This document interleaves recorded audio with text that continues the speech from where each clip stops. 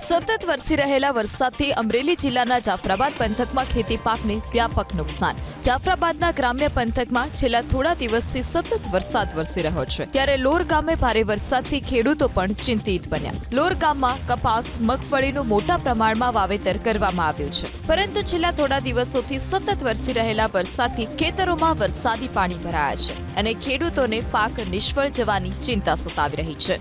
આ તરફ જૂનાગઢ જિલ્લામાં પણ ખેડૂતોની માઠી દશા બેઠી.